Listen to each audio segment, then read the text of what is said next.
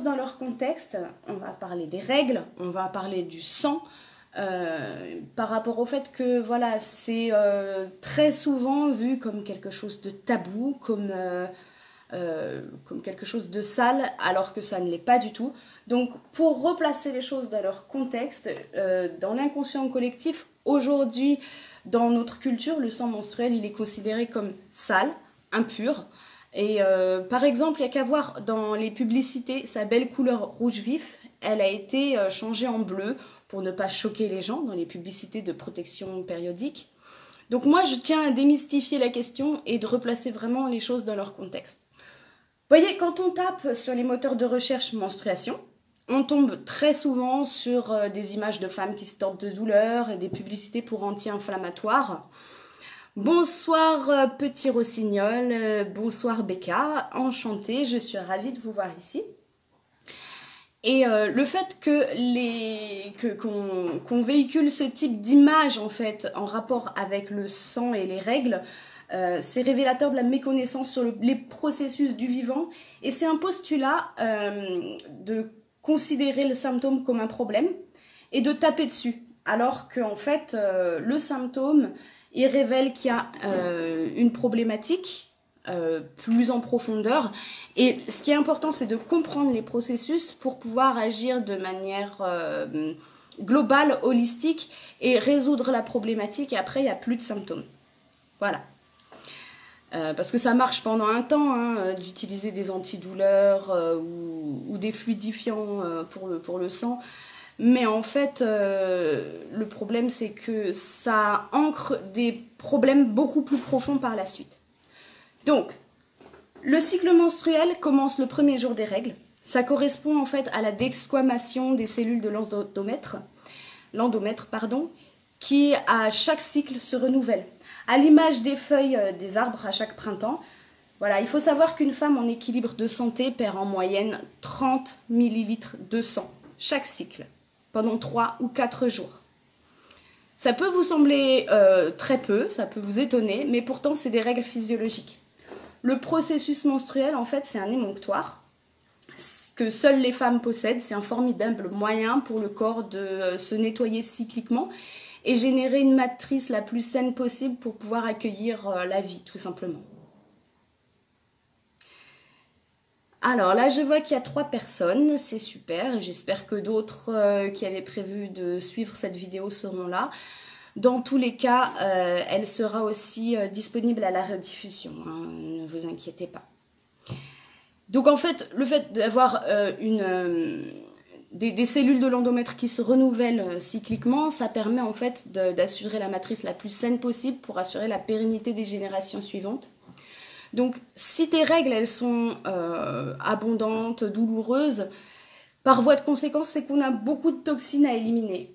Et donc pour pouvoir éviter ce genre de désagréments, il suffit les quelques jours avant les règles d'alléger son alimentation en évitant tous les produits transformés, en évitant les sucres, surtout les sucres raffinés, les mucogènes comme les amidons forts tels que le blé, riz, pommes de terre, et les produits les laitages et tous les produits dérivés.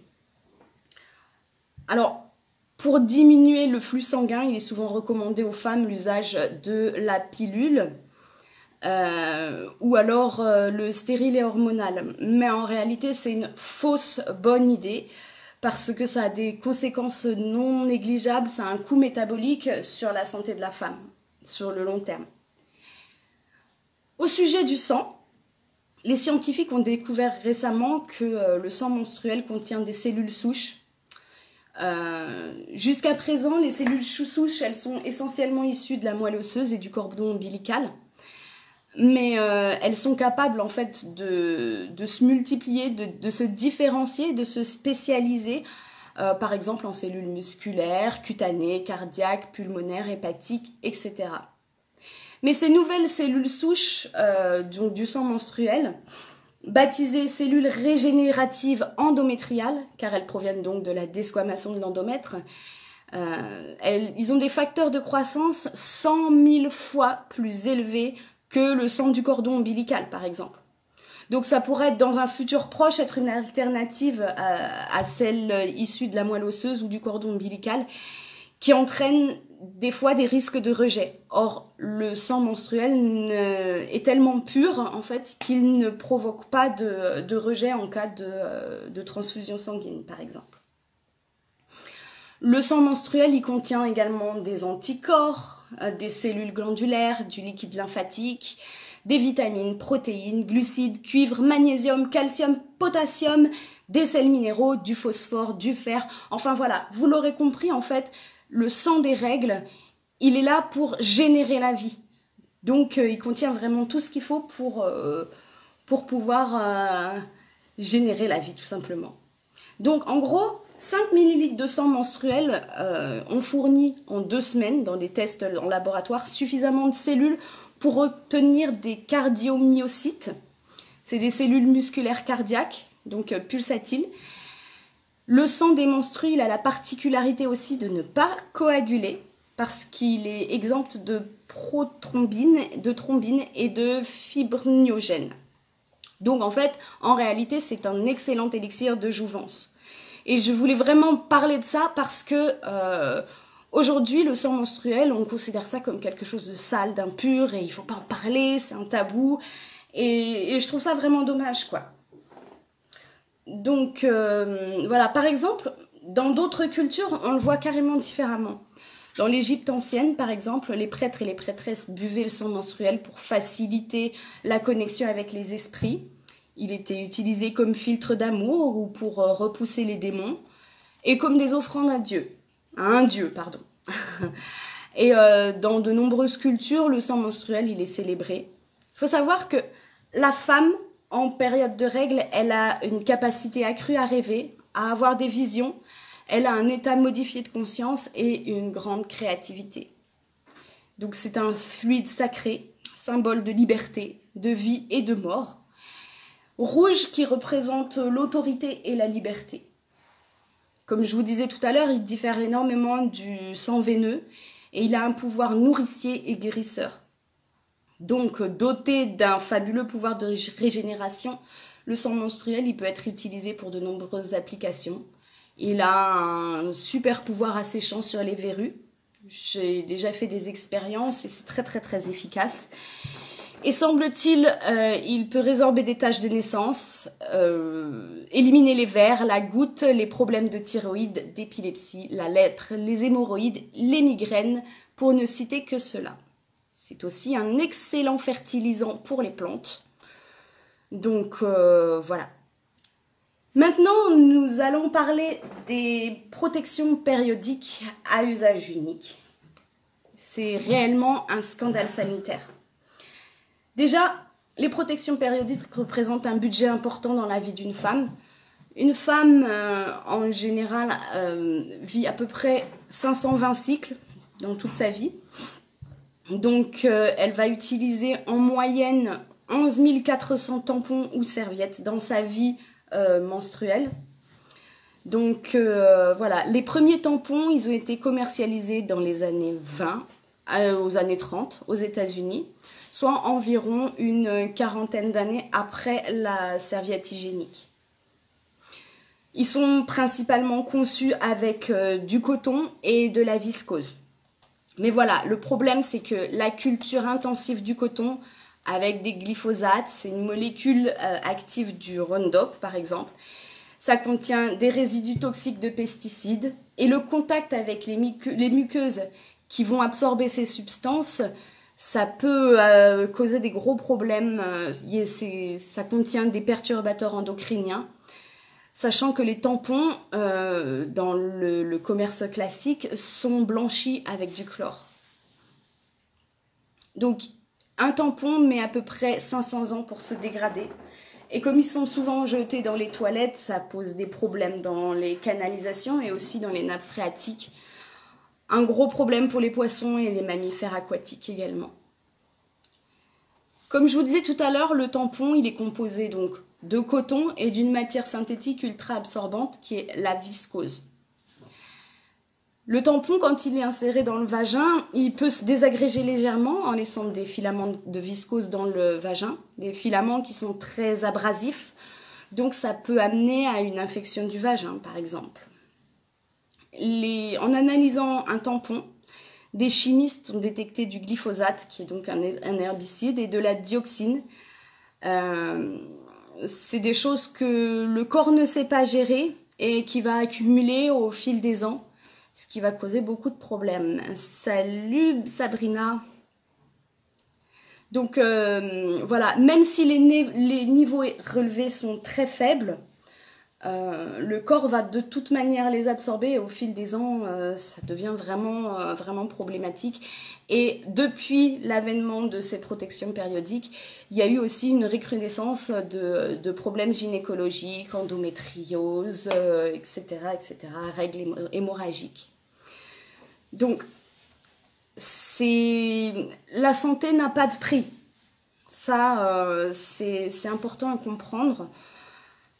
Parce que aujourd'hui, quand on fait le calcul de tout ce que ça coûte dans la vie d'une femme, ça représente à peu près 2400 € en protection périodique, tampons et ou serviettes. Les Égyptiennes, elles utilisaient à l'époque des bandes ouatées. Les Romaines, elles utilisaient de la laine. Au Japon, c'était du papier. Et nos grands-mères, elles utilisaient des protections en chanvre, tout simplement. Et aussi en Amazonie, elles utilisaient aussi des éponges, donc des éponges naturelles qu'on trouvait dans la mer. Et ah, d'accord, on a fini de peindre et on t'écoute à 4. Donc du coup, salut les filles, derrière Sabrina, il y a du monde.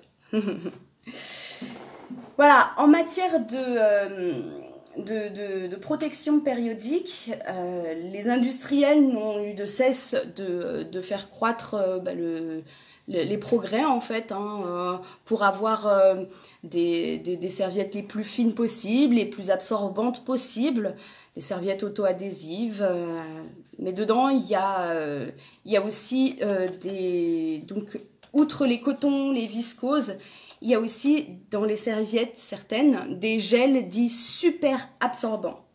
En gros, c'est des cristaux de polycarbonate de sodium. C'est les mêmes qui sont présents dans les couches ou les lingettes pour bébé. C'est un polymère absorbant qui devient un gel une fois humide et il peut absorber jusque 800 fois son propre poids en eau. 800 fois, je trouve que c'est un peu beaucoup quand même pour des règles, mais bon voilà, on n'arrête pas le progrès. On trouve aussi cette substance dans les petits sachets blancs qui absorbent l'humidité, dans les chaussures, etc. Donc voilà, c'est des matières artificielles très absorbantes, mais qui ont des ingrédients toxiques contenus dans les tampons et les serviettes jetables. Donc on peut trouver en plus de l'aluminium, du chlore, des alcools, des additifs de parfum qui sont extrêmement irritants, des hydrocarbures et comme je vous disais tout à l'heure aussi, des pesticides. Voilà, la paroi vaginale, elle est tellement absorbante que les substances chimiques qui composent ces produits jetables pénètrent dans l'organisme et le corps ne sait pas les gérer, ça s'accumule au fil du temps et tout ça c'est très dangereux pour la santé. Voilà, est-ce que vous avez des questions, des remarques, des questions, voilà. Je reste à votre disposition pour y répondre. En plus de ça, le tampon peut aussi, en plus des perturbateurs endocriniens, etc., peut aussi provoquer le choc toxique. C'est en fait, voilà, dans le vagin, il y a une flore, donc la flore vaginale, qui permet en fait de nettoyer en fait toute la partie vaginale et en fait quand on a un tampon inséré dans le vagin, cette flore elle est aussi absorbée et du coup le biote de... Alors, il y a Olivier qui me demande c'est quoi les Tampax. Un tampon, c'est ceci. Donc celui-ci est avec un applicateur. C'est un petit bouchon de coton que l'on insère en fait dans le vagin pour absorber le flux menstruel. Voilà. Donc je disais, voilà, le problème c'est que ce tampon, il va absorber aussi les sécrétions vaginales qui, elles, sont censées nettoyer le vagin. Et ça sert aussi de... comment dire ? Pardon, j'ai perdu mes mots. En fait, il ne faut pas que je vous lise parce que j'arrive pas à vous présenter tout ça en même temps. Donc oui, ça sert aussi de lubrifiant. Voilà, et il va être, c'est aussi au niveau immunitaire pour protéger contre toutes les toxines, les saletés qu'on peut trouver dans l'environnement. Donc, c'est vraiment pas une solution sur le long terme. Voilà. En Europe, les autorités sanitaires ont déclaré inacceptable toute présence de dioxine et l'OMS considère la dioxine comme une substance cancérigène. Mais voilà, ce qui se passe, c'est que la plupart des fabricants de protection périodique n'ont même pas l'obligation de mentionner les composants qu'il y a dans ces produits-là, en fait. Il n'y a aucun décret qui cadre, en fait, l'utilisation de ces produits. Donc, il n'y a pas de réglementation qui oblige les fabricants à révéler la composition exacte des produits de protection intime. Et aucune marque n'a poussé le zèle pour mentionner les composants vendus sur le marché. Et dans la plus grande ignorance des consommatrices, le problème, c'est que voilà, les femmes, elles vont l'utiliser par dépit, pensant que c'est la seule solution. Salut Magali! Et sans prendre en compte toutes les problématiques que ça peut occasionner derrière. Voilà. Donc, je reprends ma page.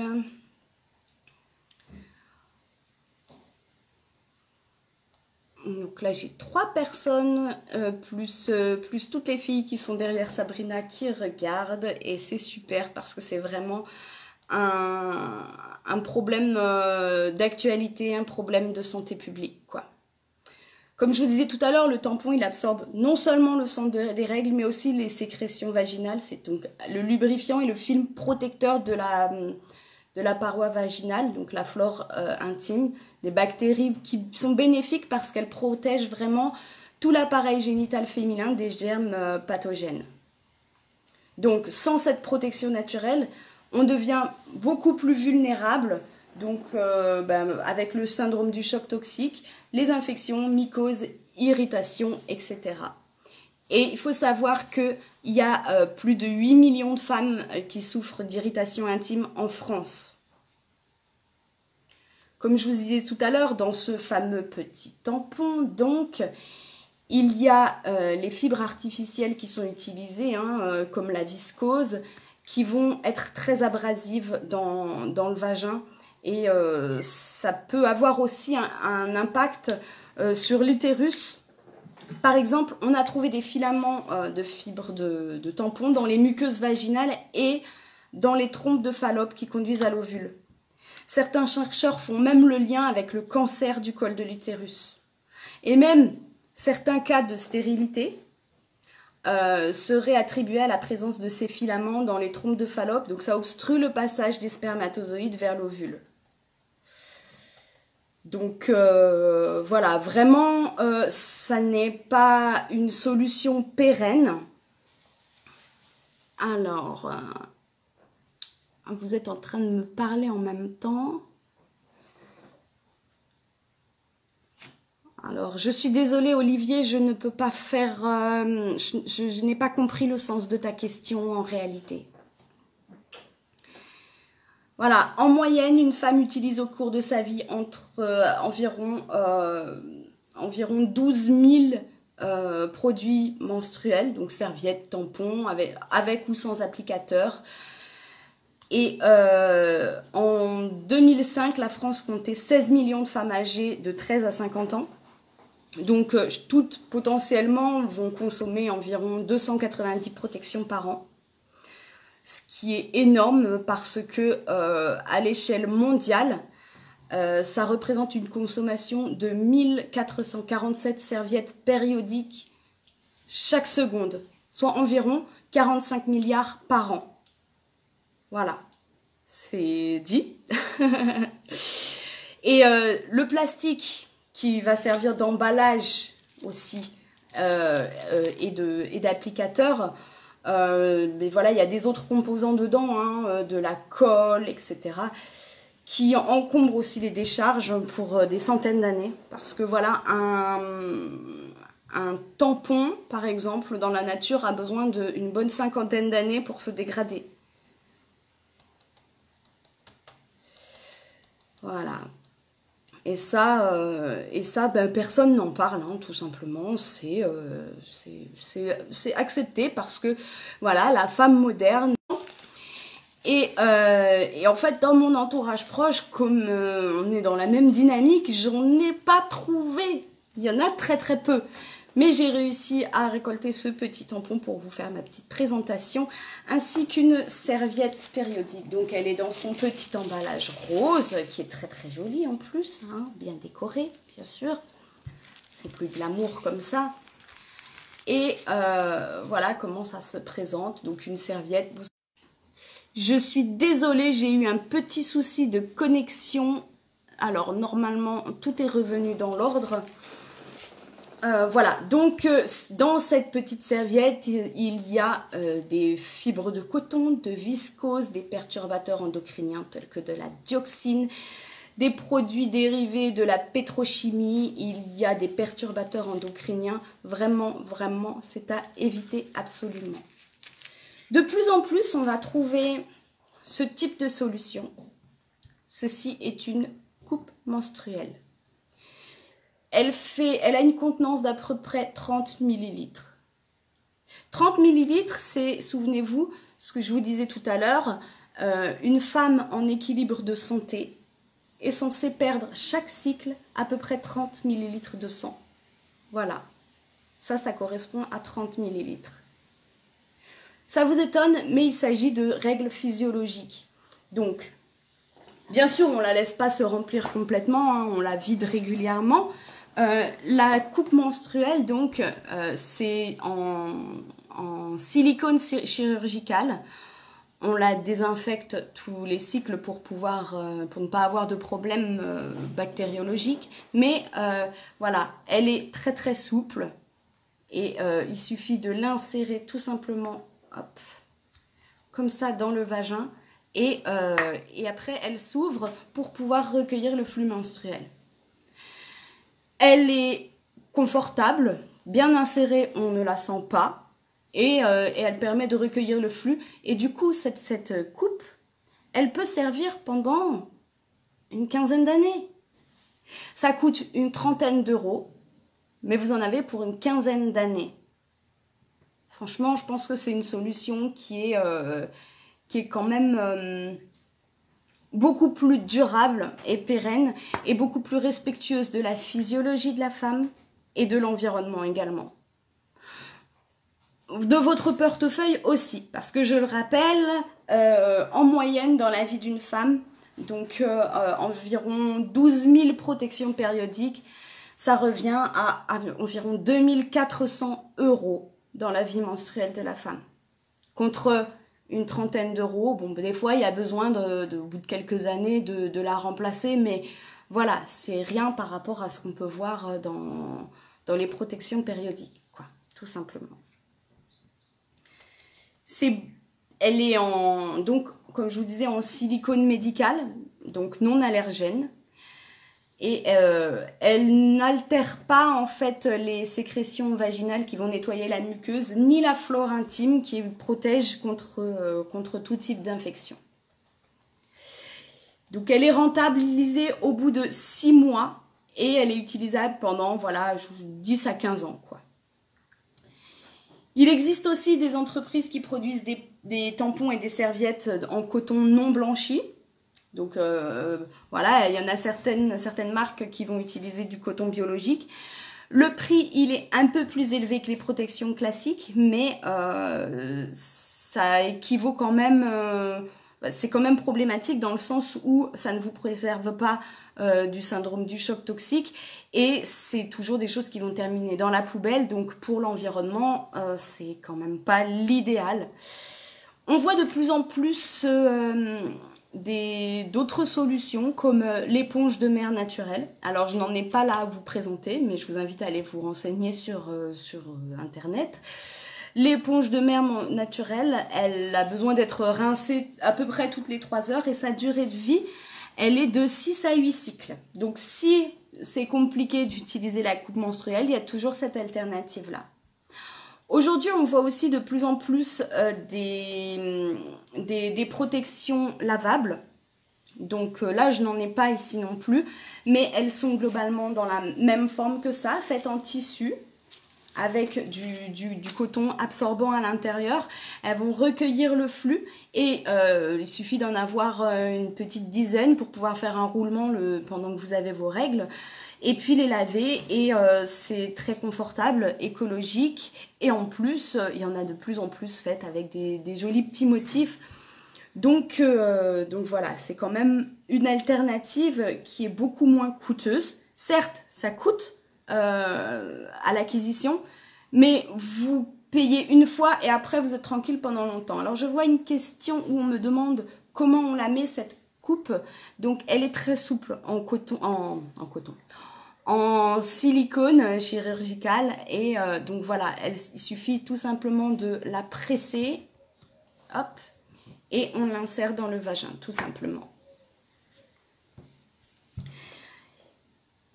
Il existe d'autres alternatives. Après, tout dépend de comment vous vous sentez dans votre corps et comment vous vous sentez en confiance par rapport à ce flux. Moi, aujourd'hui, j'ai complètement banni ces protections périodiques de mon quotidien. C'est pour ça que j'ai dû aller les récolter dans mon entourage parce que je n'en utilise plus du tout. Donc, outre l'alternative de la coupe menstruelle, moi, j'ai opté pour une solution complètement radicale. Mais c'est pas donné à tout le monde. En tout cas, il faut du temps pour pouvoir s'y mettre. Je vais vous parler donc de ma méthode qui est toute simple. C'est le flux instinctif libre. En réalité, il suffit de... Comme on est toujours habitué d'avoir des protections, en fait, le corps se relâche et compte sur cette aide extérieure pour éliminer et recueillir les flux. Mais en fait, simplement, la femme en réalité... Pardon, voilà. La femme, en réalité, elle a la capacité de retenir son flux comme quand vous retenez vos urines, quand vous avez envie d'aller aux toilettes. On peut se retenir un certain temps. Moi, pour commencer, ce que j'ai fait, c'est que tout simplement, j'étais à la maison pendant les quelques jours de mes règles. Donc, j'étais tranquille, sans stress, sans pression. Et, pardon...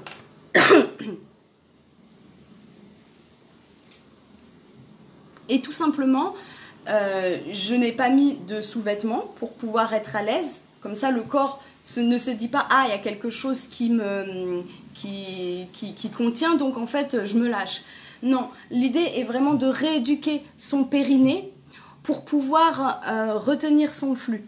Le périnée, c'est en fait toute la sangle du pelvienne, en fait. Donc, c'est un ensemble de muscles que l'on contracte quand on se retient pour aller aux toilettes, par exemple. Et vous pouvez vous entraîner, en fait, à muscler votre périnée. Par exemple, voilà, reprendre conscience de cette partie-là, vraiment, pour pouvoir retenir, en fait, le flux. Il suffit tout simplement de porter des vêtements amples et foncés, de préférence, hein, pour éviter les accidents. Forcément, dans les débuts, il peut y avoir des accidents, mais voilà, c'est dans une démarche et dans une dynamique. Et quand on le sait, voilà, quand on est chez soi et qu'on a accès aux toilettes quand on le désire, voilà, moi ce que j'ai fait, c'est que j'avais mis une jupe très ample, comme ça j'étais à l'aise, sans avoir de sous-vêtements. Et en contractant le périnée, bon ça c'est quelque chose que je fais depuis déjà très longtemps, donc c'était pas forcément un souci, mais réapprendre à se réapproprier cette partie-là de son corps et à sentir et ressentir quand le flux arrive, tout simplement aller aux toilettes et l'éliminer en même temps qu'on va aux toilettes. C'est aussi simple que ça. Simplement, il faut au corps un temps de réadaptation pour comprendre, bah, ah ouais, mais maintenant il n'y a plus de protection, je dois gérer moi-même.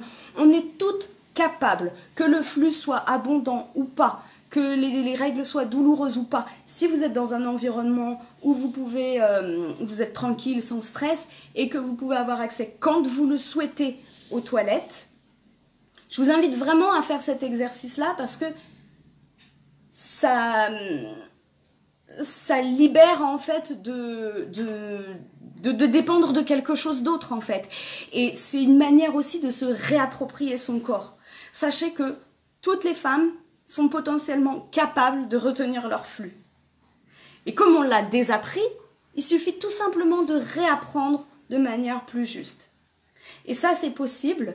Alors, bien sûr, des fois, il se peut qu'on n'ait pas forcément tout de suite accès aux toilettes. Il se peut qu'on n'ait pas forcément...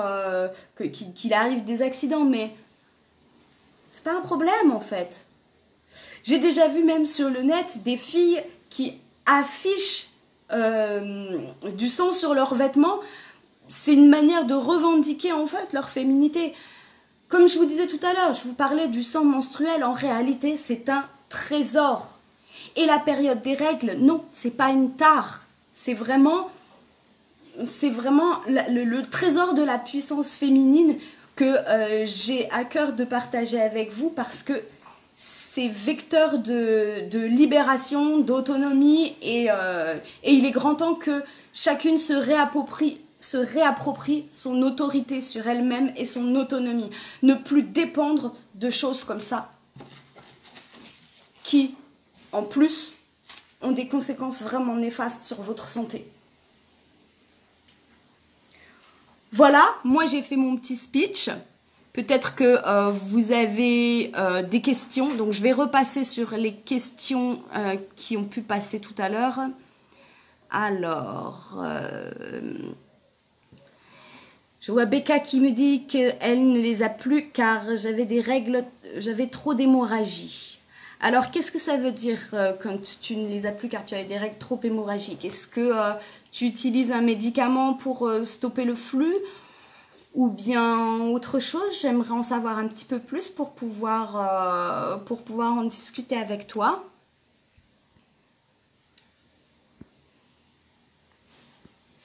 Alors, ça fait... Alors Olivier qui me demande, et ça fait pas mal pour la femme pendant ou après les rapports? Faut faire attention, pour la femme, c'est précieux. Alors bien sûr, la protection périodique, on la retire parce que le rapport n'est pas possible avec la coupe. Hop. Alors, qu'est-ce que j'ai comme autre question? Pardon. Voilà Sabrina, donc j'ai parlé des alternatives, donc il existe les protections lavables que l'on trouve de plus en plus dans le commerce, des petites serviettes en tissu, il existe les éponges menstruelles, c'est donc des éponges naturelles, mais par contre elles ont une durée de vie limitée, il existe donc la coupe menstruelle et le flux instinctif libre. Moi, là, je suis en train de voir avec une jeune femme qui est en train de lancer une culotte menstruelle. C'est une culotte qui est doublée, donc c'est une culotte en coton biologique et je serai ravie de vous la présenter très bientôt. Elle est encore en cours d'élaboration et en cours de test. Donc voilà, je pourrais vous en reparler très prochainement et j'ai hâte de pouvoir l'expérimenter. En ce moment, on est en train de voir ce qui est possible d'envisager en termes de partenariat. Alors non, je n'ai pas de site ou de marque à vous conseiller à l'heure actuelle parce que je n'ai pas encore eu de réponse à mes demandes de partenariat. Aujourd'hui, je vous invite à faire vos propres recherches sur le net. Maintenant, il y en a de plus en plus des marques, que ce soit pour des coupes menstruelles ou des protections lavables. Il y en a de plus en plus quoi, sur Internet. Alors, une femme qui met un Tampax, t'as pas de risque pour elle et pour l'homme? Et si, justement, tout à l'heure, je parlais des risques pour le Tampax. Et bien sûr, quand il y a une relation intime, c'est possible qu'il y ait des risques aussi pour l'homme. Je n'ai pas vu d'études à ce sujet, mais c'est fort probable. Parce qu'il s'agit de toute façon de muqueuse, et toute muqueuse absorbe dans tous les cas. Voilà. 30 millilitres, ouais, bien sûr. Comment faire quand sur une soirée on la vide toutes les 45 minutes et qu'il a fallu mettre une serviette Night supplémentaire et qu'elle a aussi fui? Ah ouais, ah oui. Alors là, c'est que tu as... pardon, c'était Tutti Frutti qui posait la question. Donc, tu as des règles très abondantes pour réguler en fait l'intensité du flux. Il y a une question alimentaire à revoir sans doute parce que physiologiquement, on est censé perdre uniquement cette quantité-là, 30 millilitres. Et si tu as des règles hémorragiques, ça veut dire que, comme je disais tout à l'heure, les règles, c'est un émonctoire également. C'est un moyen, en fait, cyclique pour la femme de se nettoyer. Donc, en fait, on va éliminer les toxines. Au même titre que les émonctoires, vous avez les intestins, donc par les selles, vous avez les reins par les urines, il y a la peau et les poumons par la respiration. Et en fait, si vous avez vos émonctoires qui sont bloqués, ou alors qu'il y a un surplus de toxines, et bien votre capacité émonctorielle n'est pas suffisante pour éliminer en fait. Et donc du coup, c'est là qu'on va avoir beaucoup plus de sécrétion menstruelle. Alors dans ces cas-là, on évite au niveau alimentaire tout ce qui peut être, tout ce qui peut générer en fait des toxines et tous les aliments mucogènes, comme les amidons forts, le blé, le riz, la pomme de terre, etc. En tout cas, les quelques jours avant les règles, on évite tout ce qui est industrialisé, les sucres raffinés également, et les laitages. En tout cas, quelques jours avant les règles, mieux vaut alléger son alimentation, favoriser les fruits et les légumes de saison bien sûr, pour justement diminuer en fait les pertes menstruelles. Et moi par exemple pour ma part, quand j'étais adolescente, j'avais des règles ultra abondantes et même douloureuses. Et tout simplement en régulant l'alimentation, eh ben, maintenant il n'y a plus du tout de problème quoi, par rapport à ça. Alors, et comment savoir si la femme a une maladie vaginale et n'y a-t-il pas de risque pendant les rapports sexuels? Alors, une infection vaginale ou des choses comme ça, c'est juste un déséquilibre, d'accord? Et il n'y a pas forcément de risque immédiat dans les rapports sexuels, mais simplement pour la femme, en tout cas, un réel inconfort. Et il y a donc la flore vaginale, donc c'est le biote en fait, c'est donc toutes les bonnes bactéries qui sont là pour maintenir un certain équilibre. Donc voilà, ça permet de préserver en fait l'environnement vaginal. Et du coup, voilà, il suffit de rééquilibrer ce biote, donc en évitant ces saletés, pour que ça puisse se rééquilibrer. Après, des fois, dans certains cas, il y a réellement besoin d'un accompagnement parce qu'on n'est pas toutes aptes à réguler ça. Des fois, il y a besoin de l'accompagnement d'un expert pour pouvoir vraiment checker tous les domaines dans lesquels voilà, c'est vraiment multifactoriel et voilà, c'est...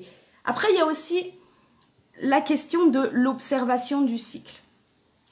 Moi, je pratique la symptothermie, qui est une méthode donc d'observation du cycle, qui a de nombreux avantages, parce que le cycle de la femme reflète son état de santé, globalement. Si le cycle est régulier, harmonieux, ça veut dire qu'elle est en assez bonne santé globalement. Mais si jamais il y a des déséquilibres, Rien que le fait d'observer son cycle et de le connaître, de le comprendre, c'est comme si on faisait cohésion avec son propre corps. Et en réalité, le fait d'observer, ça permet aussi de réguler énormément de troubles. Et c'est ça qui est magnifique. Donc, pardon. La symptothermie, donc ça aide donc pour avoir un indicateur de santé. Ça permet aussi de gérer sa fertilité. Donc on peut l'utiliser en mode contraceptif ou alors en mode conceptionnel pour les couples qui ont un projet de conception. Et voilà, en fait, c'est un réel trésor de reconnexion à soi.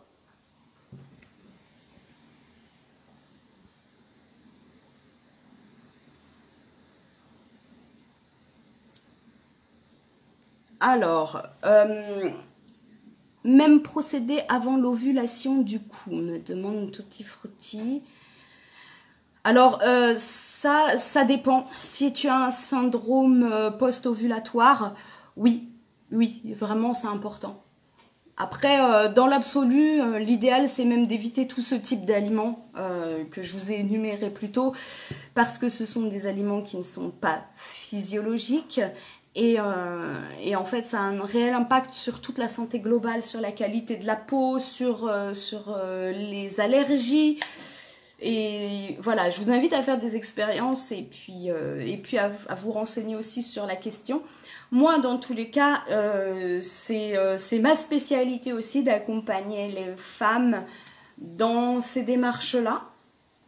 Et voilà, c'est aussi pour moi une grande joie de vulgariser tout ça parce que quand j'ai découvert tout ça au fil du temps, parce que j'ai fait aussi des sacrées expériences, j'ai expérimenté toutes ces protections périodiques, j'ai expérimenté aussi le stérilet hormonal pour à la fin découvrir les méthodes beaucoup plus respectueuses de l'environnement et de la physiologie de la femme et découvert en fait que réellement ça reconnecte à soi et que c'est un tel trésor que j'ai à cœur de le partager, quoi, tout simplement.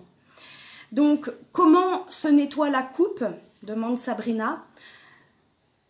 On la nettoie à l'eau avec du savon au cours du cycle.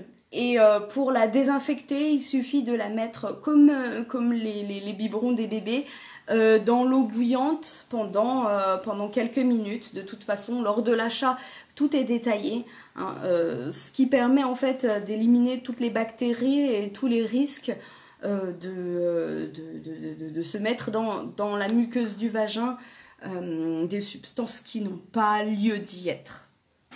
Voilà. Donc, je vous ai présenté les différentes solutions. Je vous ai parlé aussi de la symptothermie, qui est vraiment un trésor pour la plupart des femmes. Et voilà, j'ai répondu également à toutes vos questions. Peut-être que vous en avez d'autres. Je vous invite à mettre en commentaire vos questions pour que je puisse y répondre.